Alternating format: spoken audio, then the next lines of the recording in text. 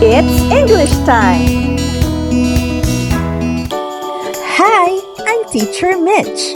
Come and join me as we learn English the easy way. Subscribe to my channel and hit the notification bell to keep updated with my latest uploads. Please also share and hit the like button if you appreciate my videos. Thank you! What's up, Grade 7? Excited na ako to start with our Week 5 lesson. I'm sure ready na rin kayo, kaya wag na nating patagalin pa. Our target learning competency for this video is identify one's meaning and purpose in selecting the type of literary text for composition. And here are our learning objectives for today's discussion. Distinguish the elements of poetry. Recognize the different types of poetry. And identify the author's purpose in writing.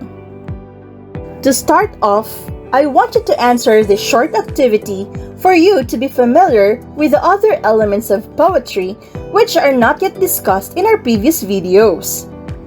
You have to unscramble the letters to identify the word being described. You will be given 5 seconds to think about your answers. Number 1. It is the perspective of the speaker in the poem.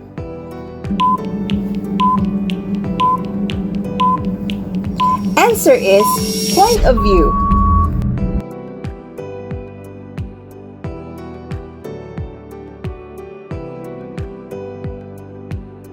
Number 2. The reason why an author writes.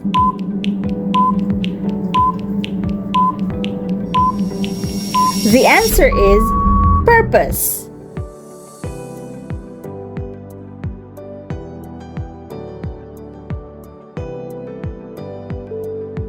You know this for sure. Literary genre that makes authors express themselves and their feelings and ideas mostly through rhyme and rhythm.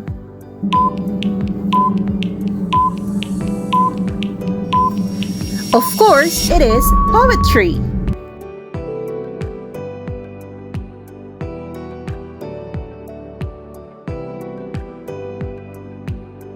The manner how something is said or performed.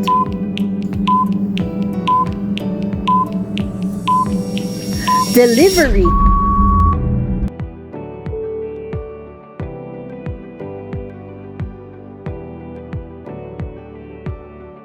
And number 5 has something to do with how long or how short an object is. Answer is length.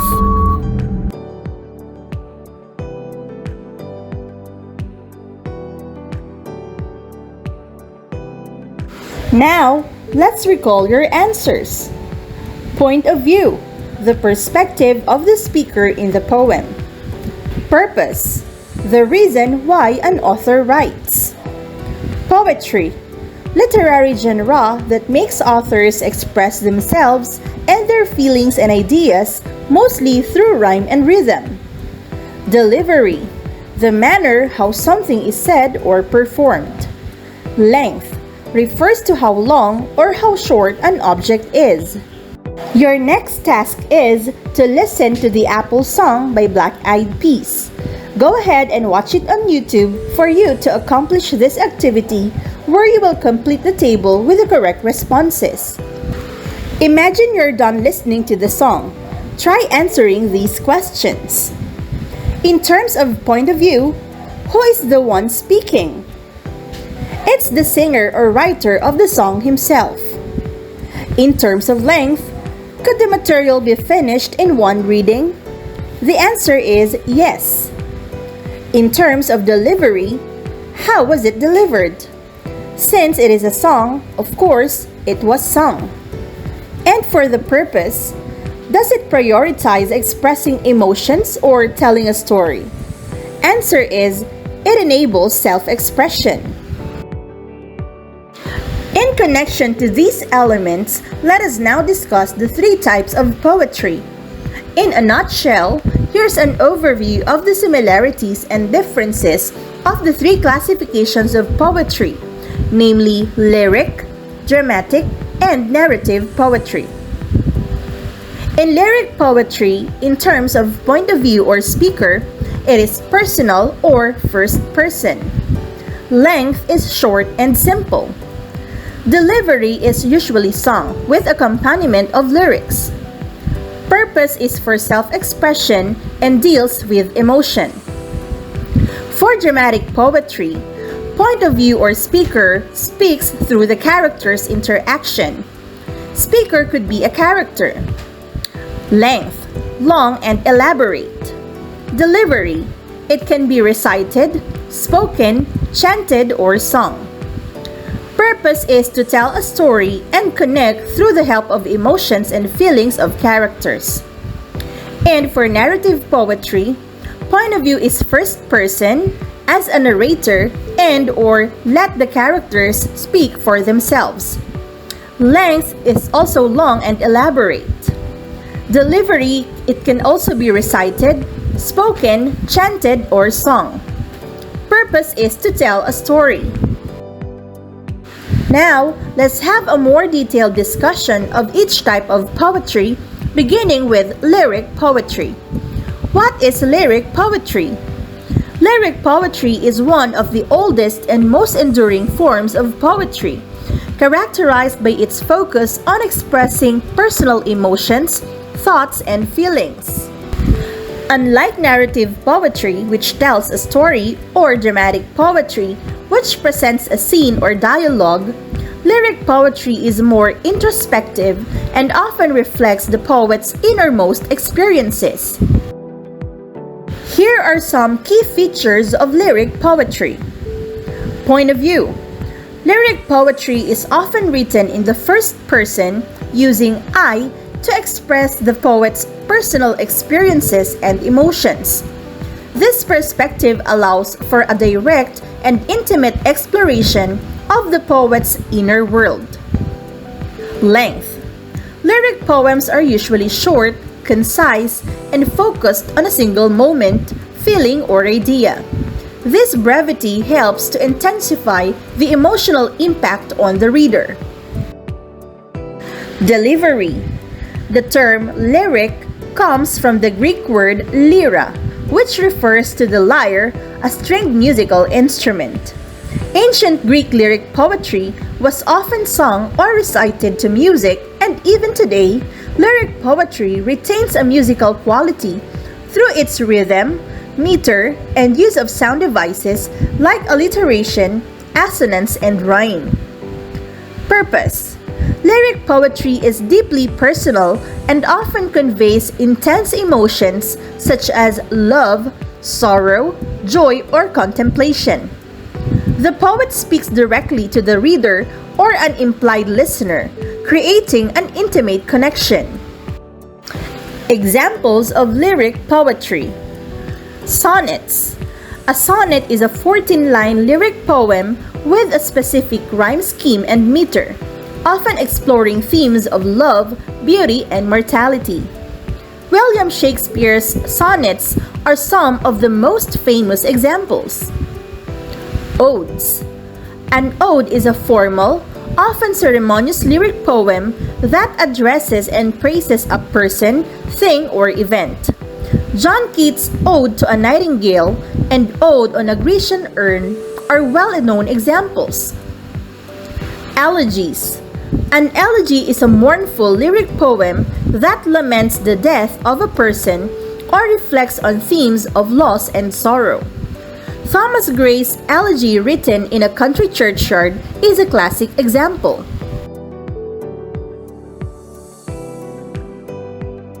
In the Philippines, an example of lyric poem is kundiman.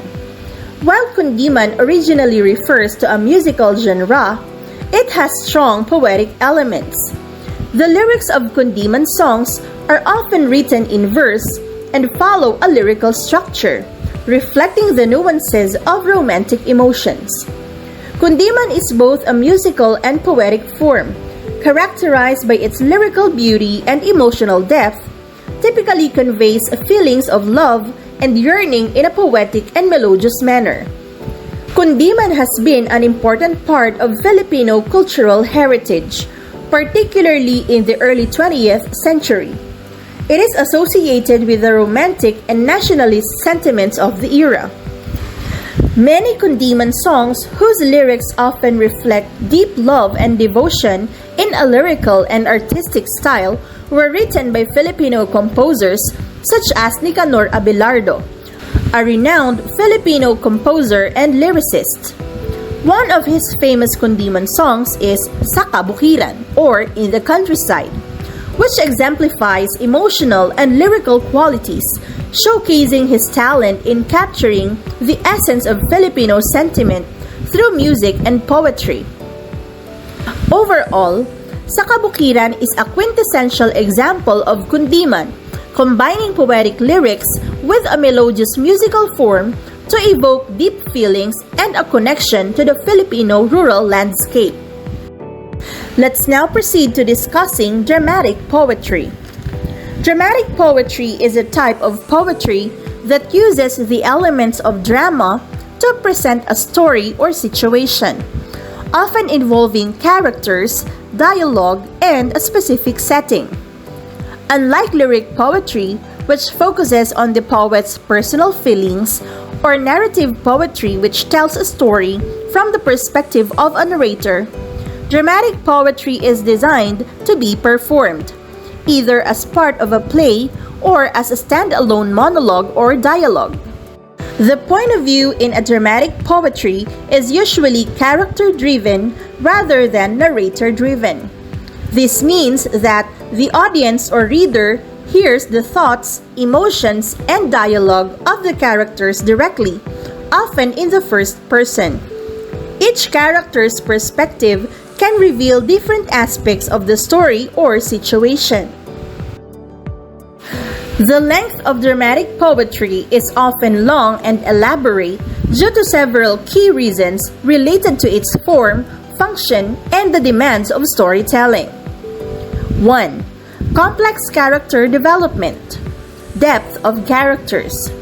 Dramatic poetry aims to explore the complexities of human nature by delving deeply into the thoughts, emotions, and motivations of its characters. To fully develop these characters and present them as multidimensional beings, more time and space are needed. Longer poems or scenes allow the poet to gradually reveal different facets of a character's personality, often through extended monologues or dialogues. 2. Narrative and plot development. Detailed storytelling.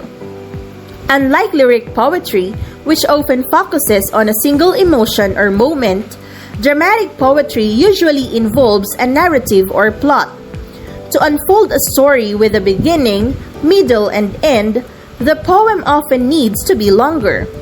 The poet must establish the setting, introduce the characters, present conflicts or dilemmas, and then resolve these issues, all of which require elaboration and time. Dramatic poetry is uniquely suited to oral performance, which involves various methods of delivery such as recitation, spoken word, chanting, or singing. Each of these methods enhances the impact of the poetry, bringing it to life in a way that goes beyond the written word. Here's a closer look at why and how dramatic poetry is performed in these ways. Recitation. Recitation involves delivering the poem aloud, usually from memory or by reading. When dramatic poetry is recited, it creates a direct connection between the performer and the audience. The act of reciting brings the text into the present moment, making the experience immediate and engaging. Spoken. Dramatic poetry can also be spoken.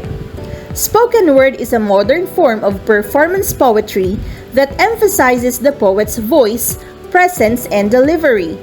It often involves a dynamic and passionate presentation with the performer using gestures, facial expressions, and vocal variations to bring the poem to life. Chanting. Chanting is also another way a dramatic poetry can be performed. Chanting involves the rhythmic repetition of lines or phrases, often in a musical or hypnotic manner. In dramatic poetry, chanting can be used to emphasize key themes, build suspense, or create a ritualistic or ceremonial atmosphere. Chanting can also unify a group of performers, creating a communal experience that resonates with the audience. Singing. Singing dramatic poetry adds a melodic dimension that enhances its emotional and aesthetic appeal. In theatrical performances, dramatic poetry is often set to music as part of operas, musicals, or lyrical plays. The use of melody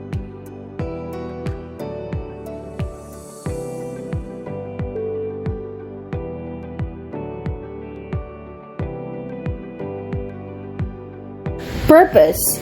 Dramatic poetry serves the purpose of telling a story and connecting with the audience through the emotions and feelings of its characters. This connection is achieved by immersing the audience in the characters' experiences, making the narrative more vivid and relatable. Here's how dramatic poetry fulfills this purpose. 1. Telling a story. Dramatic poetry often has a clear narrative structure with a beginning, middle, and end. It tells a story by depicting scenes, events, and interactions between characters. Unlike narrative poetry, which may have a more detached narrator, dramatic poetry brings the story to life through the voices of the characters themselves. 2. Connecting through emotions and feelings. The characters in dramatic poetry express their emotions and thoughts directly through monologues, soliloquies, or dialogues. This direct expression helps to create a strong emotional connection between the characters and the audience. The audience gets to see the world through the characters' eyes, experiencing their joys, sorrows, fears, and hopes. Dramatic poetry usually appears in 4 recognized types. The first is a soliloquy. Soliloquy is a speech delivered by a character alone on stage, revealing their inner thoughts and feelings. It provides insight into the character's psyche and motivations. Example: Hamlet's to be or not to be soliloquy in Shakespeare's Hamlet explores his existential dilemmas and thoughts on life and death. The second is a dramatic monologue. A dramatic monologue is a poem or speech in which a single character speaks to an implied audience, revealing their thoughts and emotions. Unlike a soliloquy, the character may be addressing another character or an external listener. Example: Robert Browning's My Last Duchess features a duke speaking to an emissary about a portrait of his deceased wife, revealing his character through the monologue. The third type of dramatic poetry is character sketch. A character sketch is a brief, descriptive portrayal of a character's personality, traits, and behaviors. It often focuses on the character's appearance, actions, and motivations. Example: a character sketch of Mr. Darcy in Jane Austen's Pride and Prejudice would describe his reserved demeanor, pride, and eventual transformation. The fourth type of dramatic poetry is dialogue. Dialogue is a conversation between 2 or more characters in a play, story, or poem. It advances the plot, reveals character relationships, and provides insights into the themes of the work. Example: in Shakespeare's Romeo and Juliet, the dialogue between Romeo and Juliet reveals their instant attraction and deep love for each other. Meanwhile, a notable example of Filipino dramatic poetry is Huling Paalam or The Last Farewell by Dr. Jose Rizal, which is also known as his final poem before his execution. Although Huling Paalam is primarily a lyric poem, its dramatic elements, particularly the emotional intensity and personal reflection, make it a powerful example of dramatic poetry in the Filipino literary tradition. Overall, Huling Paalam stands as a compelling example of Filipino dramatic poetry, capturing the profound emotional and patriotic sentiments of Dr. Jose Rizal in his final moments. Now, let's talk about narrative poetry. Narrative poetry is a form of poetry that tells a story. Unlike other types of poetry, which may focus more on expressing emotions, ideas, or imagery, narrative poems have a clear plot, characters, and often a narrator. They are similar to short stories or novels but are written in verse. This form of poetry often includes elements like plot, a sequence of events that make up the story, characters, individuals who take part in the action of the story, setting, the time and place where the story occurs, conflict, a struggle between opposing forces that drives the plot, theme, the central idea or message the poem conveys. In terms of point of view, the point of view in a narrative poetry can vary, but it generally falls into three main categories: first person, as a narrator, and letting the characters speak for themselves. Each approach offers a different perspective and impact on the storytelling. 1. First-person point of view. Personal perspective. In the first-person point of view, the poet or a character within the poem speaks directly to the audience using I or we. This approach provides a personal and intimate perspective on the events being narrated. The audience sees the world through the eyes of the narrator, experiencing their thoughts, feelings, and reactions firsthand. 2. As a narrator, or the third-person point of view. In this point of view, the poem is narrated by an omniscient or all-knowing or limited third-person narrator who is not a character within the story. The narrator recounts the events, often providing insights into the thoughts and feelings of the characters. This allows for a broader perspective on the story, as the narrator can move between different scenes and characters. 3. Letting the characters speak for themselves. In this approach, the narrative poetry lets the characters speak directly, either through dialogue or monologues. This method allows the characters to express their own thoughts, emotions, and perspectives without the mediation of a narrator. The audience hears the story as it unfolds through the characters' words, making the narrative more dynamic and engaging. In terms of length, narrative poetry is long and elaborate because it tells a complete story requiring space to develop characters, plot, and themes. The length allows for detailed descriptions, complex character development, and in-depth exploration of themes, all of which are essential for creating a rich and immersive storytelling experience. This complexity is often necessary to convey the full scope of the narrative, making the poem more impactful and engaging for the reader. Narrative poetry can be recited, spoken, chanted, or sung, each method of delivery adding a unique dimension to the storytelling experience. 1. Recited. When narrative poetry is recited, it is delivered aloud, usually from memory or by reading.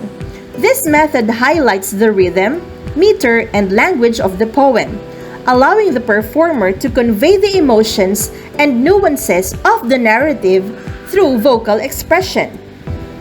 Narrative poetry can also be spoken. Spoken word performance involves delivering the poem with emphasis on vocal dynamics, pacing, and emotion. This method can add energy and intensity to the narrative, making the story more vivid and engaging. Chanting is also another way of delivering a narrative poem. Chanting involves rhythmic repetition of lines or phrases, which can emphasize key themes or create a hypnotic effect. This method often imbues the narrative with a sense of ritual or tradition, enhancing its impact.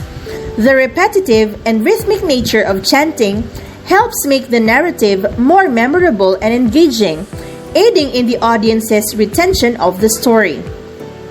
Also, narrative poem can be sung.